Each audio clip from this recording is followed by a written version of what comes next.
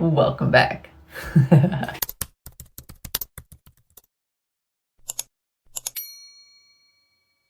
Welcome back to another episode of Becca's Corner of the World. Rocking a new hair color today. I can't believe I actually somehow pulled this off. I have no idea. Listen, this was a nightmare. We went through many stages. This was the second box of dye. Yeah, I DIY my hair. Listen, I'm almost 40 years old.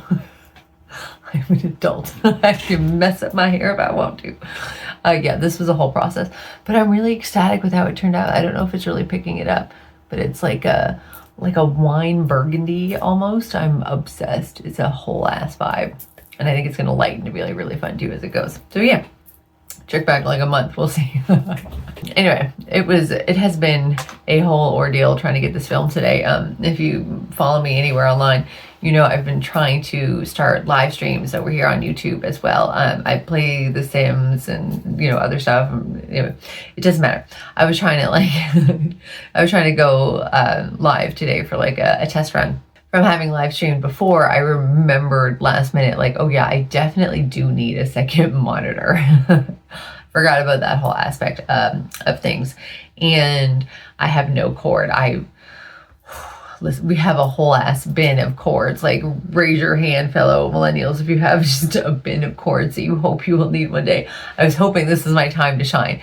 80,000 cords later, not a one of them was working to hook up this goddamn monitor to this goddamn laptop. So I actually turned to DoorDash and I ordered the cord and I made sure it was the right one, and they brought me the wrong one, and by that point it was too late. It's been a whole day. So point being, I did not live stream today, but I'm hoping soon. Anyway, I have plans, I have ideas. I'm hopefully things will happen, but that's not why we're here today. This week, I decided to return back to my Inside Scientology series. I haven't done any of those in a podcast yet, but if you go and check out my blog, beccascorneroftheworld.com, I've got all previous blogs up there. So this week, we're going to take a little deep dive into the world of Scientology and take a look at the Purification rundown. If you've heard about this before, you know exactly what I'm talking about. If you don't, buckle up. So yes, welcome back to another episode of me realizing I was way more traumatized than I thought I was. I am doing much better now, but I've also been unpacking a lot of what happened to me. And in doing so, I've started to realize a lot of the little big ways that I was traumatized along the way. So this week, I want to delve into the little program that they call the Purification Rundown, and how they go about using it to milk people for all the money they can in the name of spiritual enlightenment.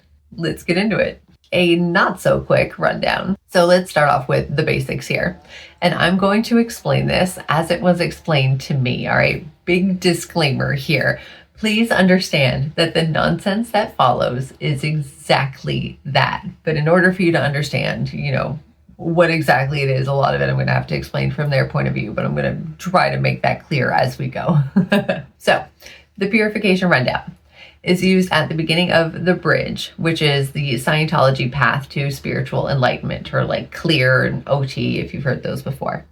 So you do this through like specific drills and processes. The Purification Rundown is used to cleanse and ready your body for all of the spiritual work that you are about to do. Buckle up. According to Scientology, your body holds on to toxins, radiations, drugs, medications, alcohol. It holds on to all of that bad stuff in your fat cells. Things like drugs and alcohol, they can come back into effect, again, according to Scientology. Like the radiation, they can come back into effect in your body so long as they are stored there and make you feel like you're actually under their effects again. This is why it's very important that you have to flush them out. So you do this by taking vitamins every day and taking them in increasing doses, with the focus specifically being on niacin. That's like their money vitamin. In large doses, it causes your skin to flush and tingle. And they claim that this means that it's working, that red flush is like old sunburns and radiation running out. Yes, I believe this. We're going to move past that point, okay? So you start the day by taking your niacin right away, and then you have to note down that time. It's very, very important that you note down the time that you take your niacin. because for the next 5 hours of the day, you are now on the Purif. As soon as that pill is down, you have to run on the treadmill for half an hour, because this activates the niacin by getting like your blood pumping, so it goes through your system faster. That's like their science behind it. Heavy air quotes on the science there. As soon as that half hour is up, you have to get directly into the sauna, because yes, for the next 4.5 hours, you have to remain in the sauna and sweat as much as possible. Now, you're obviously not allowed to hurt yourself and overheat or anything. Like, you've got to jump out. They cannot afford the lawsuits. So you have to take breaks, jump out, get in the shower, step like outside if they have a little private area or something, like whatever you have to do to like cool down as quickly as possible, and then get right back in the sauna. It's very important for those 4.5 hours you are in the sauna as much as you can be. This all happens within like a little self-contained area within the church, and it's got like separate bathrooms and showers for men and women. There's like, locker rooms and stuff. But typically like there's only one sauna for everybody, depending on where you are. Other places have multiple, but they don't have separate for men and women. Like, everybody's just all in one sauna together. You have bathing suits, or you have like a bathing suit underneath. They give you like a little standard, top and shorts, but everybody's sweating together. There's always at least one person there, like watching over everybody, who's trained in how to run a Purif. They make sure that everyone's taking all their vitamins throughout the day. You're eating all your vegetables. You're drinking enough water.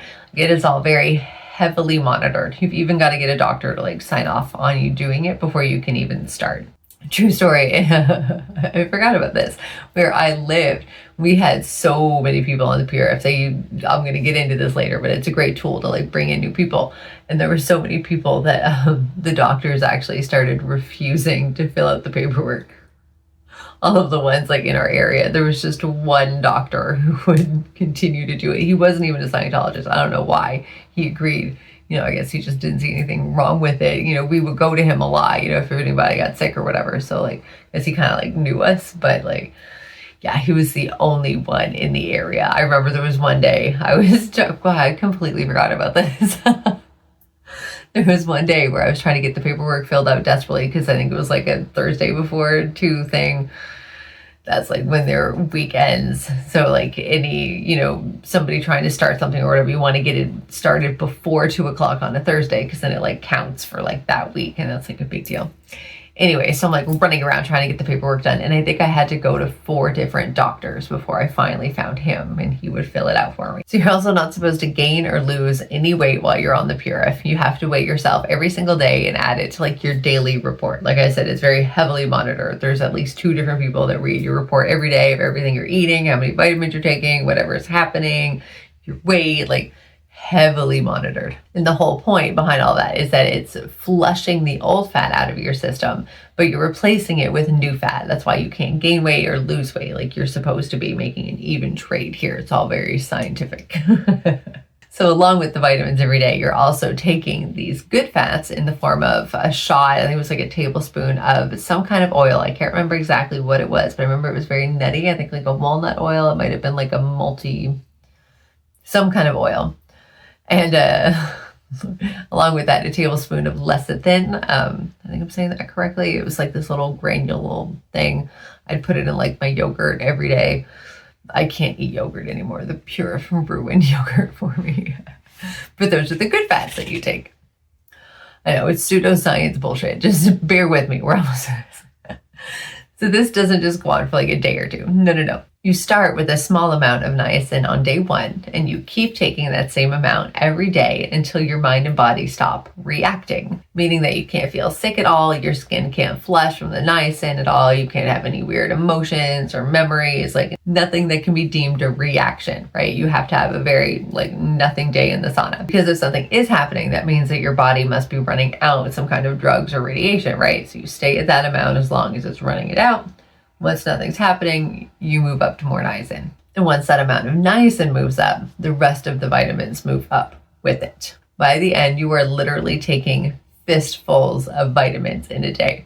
The place where I was at, they had like a whole row of these big like dispensers of all the different vitamins. And I think there was at least 10 of them in a row. And there were more on top of that you had to take as well. I mean, big old canisters, and you're taking multiple from each of them, like fistfuls of vitamins in a day. Whew. I can't remember exactly what level you start at. I want to say 100 milligrams of niacin. I can't remember exactly, either 100 or 500, but I don't think you start at 500. I think it's like 100 or 250. But I definitely remember how high you go, because once you are on the Purif, that number becomes emblazoned in your mind. You can't wait to hit this number and be done with it. And that number is 5,000 milligrams of niacin. It can take you months to get there. There was one woman where I was at, she was literally on it for I think 6 months and counting at one point while I was on it. So many of us started complaining, like, what are we doing? How are you letting her continue? Like, what the fuck is going on here? Anyway, it can take you months to get there. And I did it 5 times that I can remember. 5 times. The ugly truth about Scientology. All right, we're going to get right into it. So he clearly ripped this off from native tribes and their sweat lodges, right? There is no denying that. That is just one of the many ways that Scientology is blatantly racist. And Hubbard has just done the basic white dude thing of seeing something cool from another culture, stealing it, slapping a coat of white paint on it, and calling it his own. But I digress. The Purif is used in a few different ways that have absolutely nothing to do with spiritual enlightenment. So we're going to start off with their worst offense, in my opinion. Scientology has these places called Narconon. They're rehab centers. They're all over the place. I think in multiple countries as well, all over the world. And they get people in at their weakest points, right? So rehab centers. These are people who are addicted to like heavy drugs, alcohol, and they indoctrinate them. They're made to do the full purification rundown, which can take them even longer since they're actively coming off of hard drugs and alcohol. And they make them do these other Scientology processes called TRs, which stands for training routines. I'm going to delve into those deeper in like another post, but I have mentioned them before in an earlier blog. I haven't talked about it in the podcast yet. But there was a drill where I had to sit and stare at another person for 2 hours. And I mean, like, you can't blink, like you just sit perfectly still. There's 2 of you, and like your knees are almost touching. You have to be sitting that close. You just sit and stare 2 hours.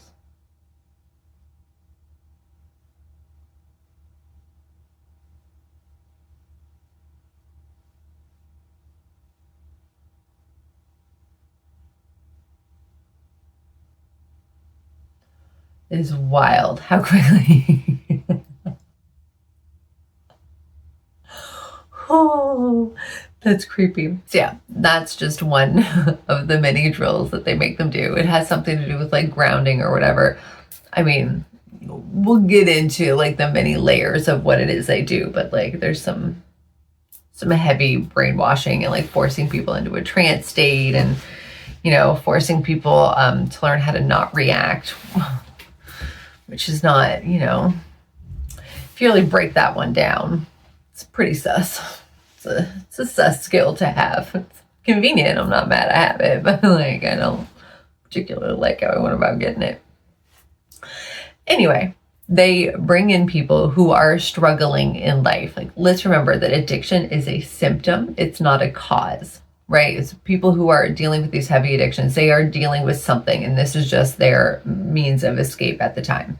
So they bring these people in who are having an awful time. They're at rock bottom, and they get them into a solid schedule with healthy food and rest for possibly the first time in these people's lives. They force them into situations where they're going to experience weird body effects, right? Weird things are going to happen, and they're going to tell them lies about why those things are happening. They're going to attribute all of that success to Scientology, and anything that's going wrong, they're going to attribute that back to the person themselves. Like, oh, you just weren't trying hard enough, or oh, you whatever, right? It's never Scientology's fault.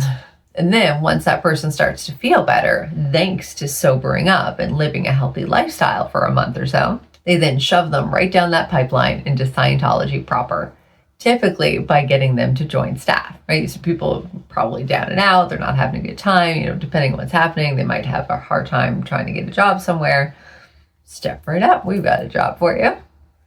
That's how my ex-husband actually got involved. That alone is a sick and twisted process in and of itself.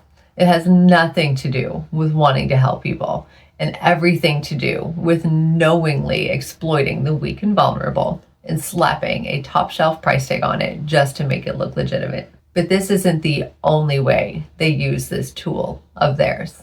The Purification Rundown is their basic gateway for so many new people. It costs thousands of dollars. So it's a perfect way to determine if somebody's really rich, and then they can squeeze them for more money later on. Or if they can't really afford it, they can convince them to join staff, because then you get to do it for free. Being healthy is very in right now, right? It's a perfect stepping stone to get new people in. You don't have to get into all the Scientology stuff. You just sell them on a sauna treatment that helps get rid of your toxins. It's brilliant, unfortunately.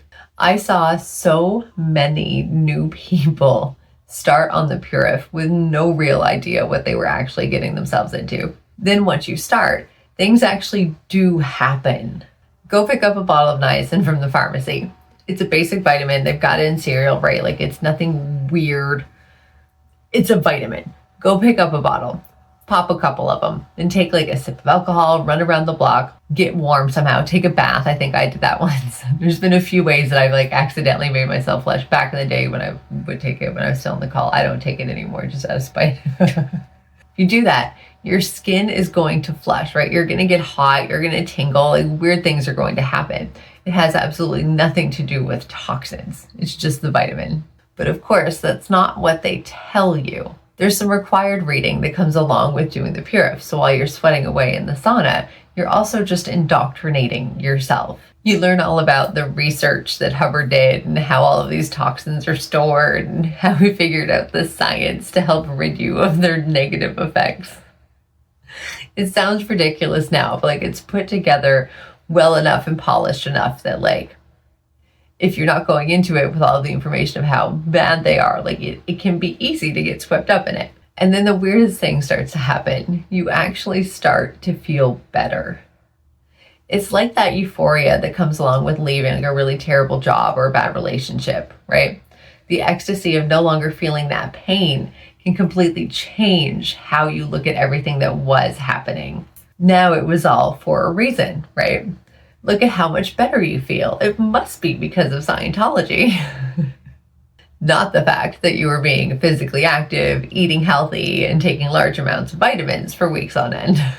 Nope, it's definitely thanks to the insane ramblings of a below average white man. Oftentimes you end up finishing feeling way worse than you did than when you first started. But you're just so damn happy that it's over that you trick yourself into thinking that you feel better just so that you can stop. And by this point, like it's usually too late to see reason. This process takes weeks, and you're surrounded by other people that are doing the exact same thing. You develop like a real sense of community. And some of them have been around for a really long time. So they tell you stories about the old days, right? There are crazy Purif stories out there. It all starts to become normalized. They have graduation night on Fridays. And if you're still in the building, you end up going to graduation. You eat great food and you watch people talk about the amazing weeks that they've had. You've heard from people that are finishing their Purif and finishing other rundowns and things. They get up and they tell their wins and all their great realizations. Like, it's really, really easy to get swept up in it. And before you know it, like you're cheering right along with them. This is just one of the many routes into Scientology that they have out there. But this isn't the only way that they use the Purif. Purif or punishment. As I mentioned above, I did not do this just one time. One idea that they start to introduce during the Purif is the concept of past lives. Now, to each their own, I do still like to believe in the concept of reincarnation, but they do take it to a whole other level. A lot of weird things can happen while you're sitting in a sauna for 5 hours a day and taking ungodly amounts of vitamins. You can start to see things. Some people have experienced like full-blown acid trips turning on again. There's crazy things go down in the Purif. Sometimes you'll get really weird flushes or reactions that like don't make sense for anything that you've done this lifetime. And it will be suggested that it was actually from a past life. They claim that doing the Purif can undo hundreds of years of past lifetime toxins and radiations and whatever. So if it's that powerful, why would anybody have to do it more than once? Oh, let me count the ways. One important thing to know about Scientology is that they love their money. and they are constantly coming up with new ways to take yours. Sometime after I finished my first PRF, they had this big release where they'd reworked all of the technology, like the processes and the courses, to be like closer to what Ron had envisioned. And they like re-released it. For anybody familiar with the terms or whatever, I'm talking about GAT2, GAT2, so like Golden Age of Technology, like the second version or whatever. Because yeah, they had done this like another time before. So basically, like they revamp it, right? And a big part of that meant that everything everybody had done prior to that, every courses ever taken, any like levels you'd completed, people who would reach clear and OT levels, all of it, null and void, canceled.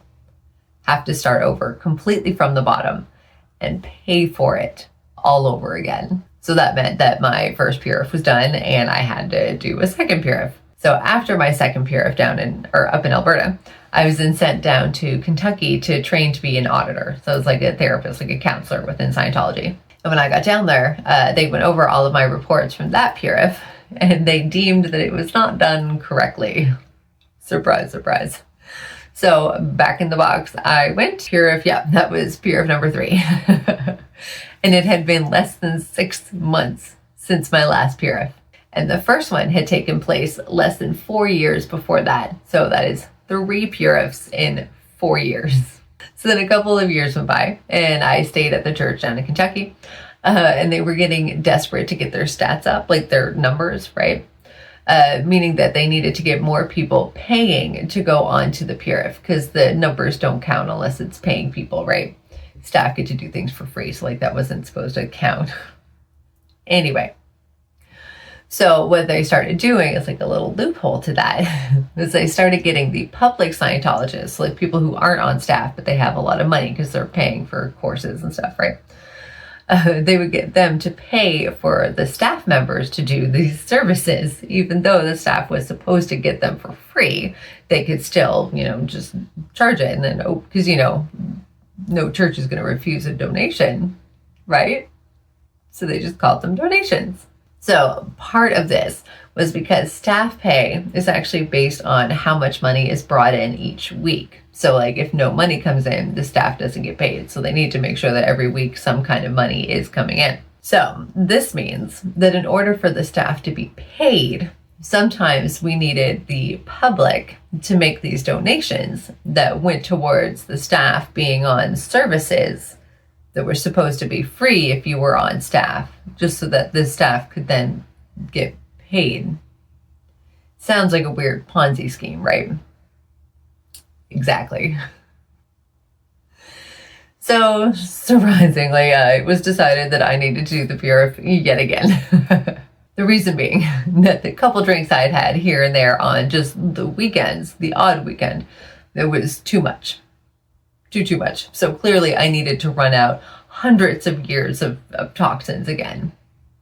Sounds legit, right? Yeah, totally not sus. For sure. So back in the box I went. And that was my 4th PRF now. Then only a few months after that one, it was decided that I needed to go back in yet again. I don't even remember what nonsense they deemed made it necessary that time, but there was a definite trend at that point of anyone who started asking questions wound up back on the PRF. It was constantly being used as a form of punishment. Anytime that a person started to step out of line or asking too many questions, they would be sent in for what Scientology calls a sec check or a security check. An auditor, which is the job that I ended up having, would spend hours on hours, days on days, weeks on weeks, interrogating a person and getting them to fess up to anything and everything. And most people in Scientology enjoy to drink from time to time. Go figure. This shouldn't be anything to feel guilty about, right? But when you're hooked up to a machine for days on end, being asked question after question, specifically about drinking alcohol, you're going to end up fessing up to every drink you've ever had just to make it stop. Once the auditor is done with the interrogation, they write up every offense, and like on a little report you have to write up like literally everything, and then you send it off to the ethics department, where then like the person has to go and report up to ethics and figure out what they have to do to make up for all of their wrongdoings. Just like think about every drink that you've had in the last year, right? It's really, even if it's just one every few weekends, it's not that much. But when it's all written down on paper, it can look like a lot, and they definitely do that on purpose. So at this stage of the security check, you now have to do a variety of things to start making amends for all of the things that you've done wrong. And if having a few drinks made its way onto that report, doing the Purif is a great way to make up for that, right? Yeah, it's ridiculous. It's a constant cycle. Nobody ever does the Purif just once if they stick around long enough. I don't know what the bodily ramifications are from doing them so many times so close together, but I'm not unconvinced that a large part of the stomach problems I've been having over the last few years are due in large part from doing that rundown so many times in a row. As a matter of fact, the very last Purif that I did, I actually had to end it while I was still reacting because I could not stop throwing up for days on end. My head was splitting in two, like it was beyond a migraine. Like I was not okay. I was miserable. So it was deemed that I had gone past the point where it should have ended, which is something that they call like an overrun. So like according to them, when a process is done, like you feel great, and, everything's like behind you. Then if you keep going past that point for whatever reason, all the bad stuff will like come back in on you, right? So like I was taken off of the Purif, but my stomach never fully recovered. I just realized the other day that it's been like a month or two since I've thrown up, which is really like a record stretch since that Purif, unfortunately. It's really funny. Like I had the weirdest realization while I was writing this, because like, you can take the girl of the cult, but like parts of that cult are still gonna, unfortunately, like clearly I'm out of it. Like I'm not brainwashed anymore, I like to think. But like a lot of that stuff, you never really forget it, right? Like especially with trauma, shit kind of gets stuck in there, especially when you're forced to memorize so many things. Anyway, so like it sounds insane, but like bear with me. I had the weirdest realization while I was writing this. I started to look at it like from the viewpoint of a Scientologist. And if I, was still in it and looking at this, I'd be like, oh, well, clearly this is just a botched Purif. Like she just needs to go back on it. Like based on all the evidence, in Scientology, that is exactly what this would look like. And that's how it works so well. Like they have so many little traps just to keep you in it. Like if you're unhappy, it's because something went wrong, and then like they take you in a session and you get to talk about all the things you feel bad about. All of a sudden you feel better, and it's like, oh, okay, maybe it's not so bad here. Like they've done a very good job of setting it up. The only way to keep people out is to talk about it. Anyway, that was a tangent. So yeah, it's really weird looking at that. Like if I was still in it, I would 100% believe that like I just need to go back on the Purif. Like run out some more drugs, apparently. Especially now that I smoke pot. Oh, buddy, I'd be in trouble. Let's wrap it up because it is 11:30 here. Oh, what a day. At least I got my hair done. I'm happy. So, in a nutshell, Scientology is really good at using their money to make it look like they are a professional operation. They are not. They are really good at PR, and they operate like a well-oiled machine. The only thing that we can do is continue to talk about it, right? If people stop joining, eventually it will die off.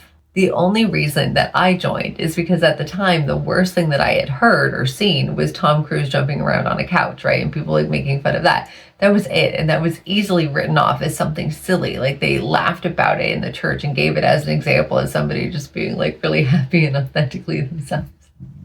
So I'm looking back, but like, it was easily written off. Like it didn't seem like anything dangerous, but they are dangerous. And people do need to know that. Whew. All right, we made it through. Listen, today was a day. I'm losing my voice over here. So I do want to say, like, thank you all so much for your support. It's been a while. It's been really fun, like, starting to get stuff going, and there's like 3 people that watch my shit. Like, nothing is really like taking off or anything, but it's helping me to feel so much better, and it's helping me to process things. And I've heard from a couple people, like, I've helped them feel better or whatever. So, like, at least I know, like, there's something coming from at least I know I'm gonna help somebody. So thank you for your support. If it wasn't for that, like, I wouldn't still be doing this. Whew. Don't forget to follow me on all the socials. I'm at Becca's Corner of the World, like, basically everywhere. So, like, I've started recording. Oh yeah, obviously. I've started recording these vlogs into podcasts. I don't know if you know that. I'm reading, like, the little blurb that I put at the end of this. The point being, and I am also working on getting a Patreon set up. There is a bare bones beginning over there now. I think same thing, like Becca's Corner of the World. But what I want to start doing is I want to start doing the live streams over here on YouTube. My ultimate goal is to do live streams on Saturday and then maybe Tuesdays as well. And then eventually shifting, I think probably Saturday nights, because those are probably going to be like my silliest days. I figure I'll have the makeup on anyway. I've recorded the podcast, but after I've recorded the podcast, I'm going to be tired. I'm going to be loopy, and fuck it. Let's do like a weird live stream. But I can start doing that for like paid private members if enough people join, right? If I hit like maybe 10 members or whatever, we'll start doing like private live streams on Saturdays. And then Tuesdays I'll do just like basic live streams of like The Sims or whatever over on YouTube. But Saturdays, if I'm doing private live streams through Patreon, we can do like, so I'm looking for a group watching.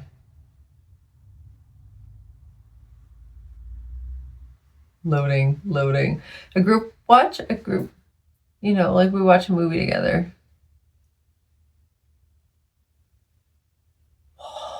My brain just deleted that word. That word no longer exists. Group hang movie watch. Put that word together for me. Oh my God, they broke me. Anyways, we could watch movies together over there through like a live stream, and do like, I could play other retro video games or whatever. Anyway, I have ideas. I'm just not coherent right now without like a script in front of me. They're just not coming out. But anyway, I want to keep growing. I want to keep building. This has been really fun, and it's really been helping me to process things and feel better. And, the more that I do, the more that we can keep just getting the word out there. Like, ultimately, that is my goal, is to stop people from joining Scientology and empower other women to like own your shit. If I had known myself better back then, if I had known my own worth, if I had known, what I stood for, and, critical thinking, I never would have joined in the first place. So I gotta, pay it forward and help the next little me not join. So that's all we're trying to do here. Anyway, thanks for following and watching. And, thank you to every single one of you that has hit that downvote button. I really appreciate it. Like 2 views and not a single person is like, it better hit that thumbs down. Girl's not doing good. Anyway, smash that unsubscribe button. Thanks for watching, and I'm sorry, and maybe we'll see you next week or never again. Hopefully I'll see you in the live stream. Goodbye.